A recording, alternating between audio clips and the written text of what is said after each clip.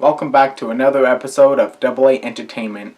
Today, continuing from my list of my top 10 favorite film directors of all time, I will be covering perhaps the most influential film director of the 21st century, Nicolas Winding Refn. Interesting fact, in his native Denmark, Nicolas Winding Refn has the nickname Enfant Sauvage, which translates to the Wild Child. And it's pretty apt, seeing that he dropped out of both drama school and film school. So today I will be discussing my top 10 favorite films from Nicolas Winding Refn. At number 10, Fear X. Starring John Turturro in Refn's only PG-13 movie to this date, Fear X debuted at the Sundance Film Festival in 2003 but flopped so horribly it put the director's independent film company, Django Star, into debt. Originally conceived as a silent film, John Turturro stars as Harry, a security officer at a mall who goes on an obsessive search to find the culprit who murdered his wife. Harry, haunted by mysterious visions, meticulously searches through newspapers and camera footage and even visits a motel in search for the murderer. Though not the director's strongest film, it's still a really good watch, and with Refn's highly stylized vision, the PG-13 doesn't keep the film from giving off its eerie vibes. At number 9, Bleeder. Released in 1999, and yes, I will keep reminding you that that's the year I was born because it was a damn good year for film. Bleeder is a shockingly bleak and raw film that, much like Pusher, is an unabashed depiction of life in the seedier, lower-income areas of Denmark. In Bleeder, we are treated to two stories for the price of one. In one story, we follow a video store clerk played by frequent collaborator Mads Mikkelsen as he tries his best to get the attention of a waitress played by Refn's future wife, Lilith Gofundme. In the second, less optimistic story, we witness the tragic relationship of Leo, who ruthlessly beats his pregnant girlfriend. However, his girlfriend's brother is a violent psychopath with connections, and yes, torture is involved. At number 8, Pusher 3. Although I'm not a big fan of the third and final installment of the iconic Pusher trilogy, Nicolas Winding Refn considers the third to be his favorite of the trilogy. In Pusher 3, the focus of the story is Milo, the crime boss and drug dealer who for the first two we have come to fear. However, being the star of the show, we are treated to a much more in-depth and sympathetic light as he is preparing for his daughter's wedding, while trying to maintain his organization and overall strengthen his family bonds. Even though the film, at least for me, wasn't as good as the rest of the trilogy, it certainly contains perhaps the most gruesome and vomit-inducing literal butchering of a human carcass I've ever seen in a movie. At number 7, Pusher. This is the movie that launched the upcoming director's career. At first, Pusher was a short film starring Refn himself, and it garnered such attention the director received funds to make the beloved feature film fans love to this day. Pusher is a bleak and gritty look at the underground, organized drug trade in Copenhagen, Denmark, Refn's hometown. After a drug deal goes horribly wrong, our main character turns to desperate measures as he lands himself in severe debt.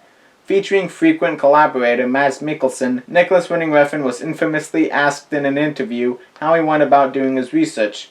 The one question he asked the interviewer not to ask. At number 6, Pusher 2. Much like The Empire Strikes Back, Pusher 2 is often regarded as the best of the trilogy and even holds a whopping 100% on Rotten Tomatoes. In the continuing chapter, Tony is released from prison. Again.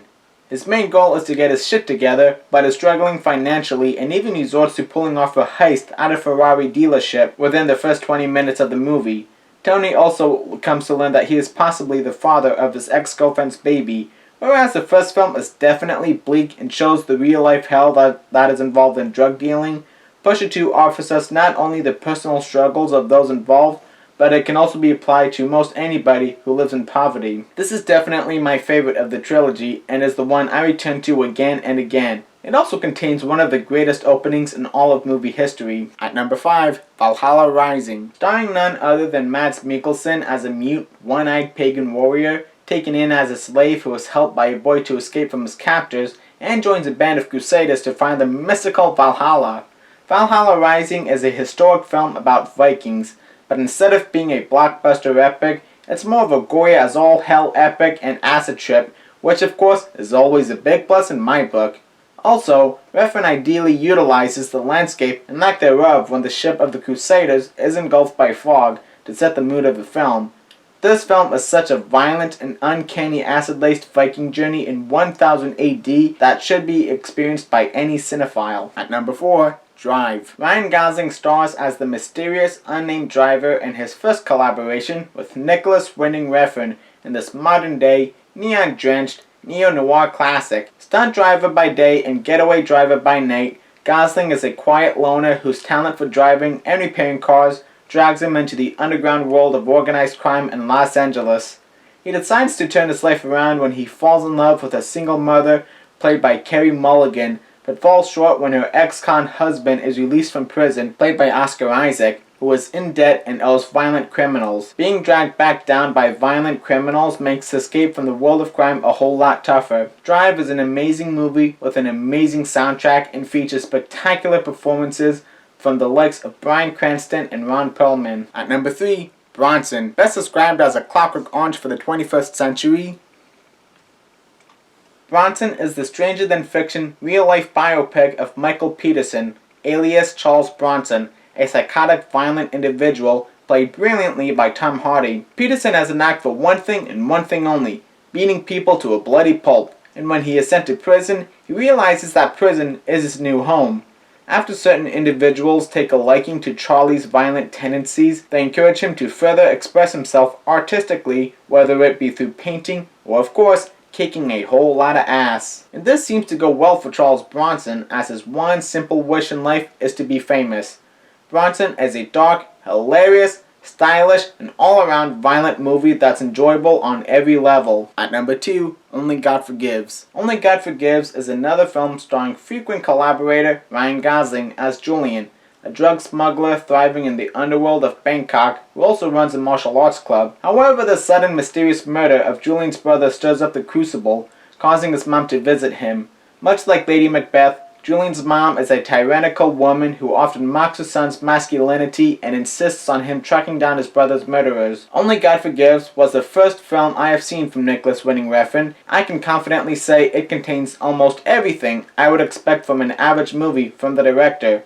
Although it was booed at the Cannes and has mixed reception, Only God Forgives is a modern-day classic. It's violent, gritty, disturbing, and highly stylized. Refn's wife even went on to direct a documentary chronicling the troubled film production titled My Life, directed by Nicolas Winding Refn. At number 1, Neon Demon.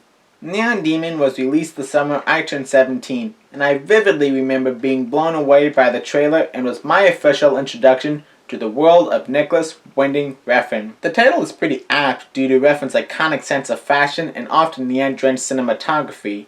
Neon Demon stars Elle Fanning as Jessie, an underage girl who runs away from home in hopes of starting a successful career as a model in the seedy and menacing city of Los Angeles. Although she does have luck finding work, Jessie is plagued by her predatory landlord, played by Keanu Reeves, her leech of a boyfriend, and her literally bloodthirsty competition. Neon Demon is a brilliant look at the horrors of the fashion industry and really philosophizes beauty. The film, as to be expected, has an amazing score, beautiful cinematography, and is violent and bloody and surreal. Thank you so much for watching this. As I mentioned in a couple of my previous videos, in June of this year I am planning on directing a short film titled Lilith. It is going to be a horror film, and I started a GoFundMe, which I will put up the link to below in the comments. So again, thank you for watching this, and I'll see you next time.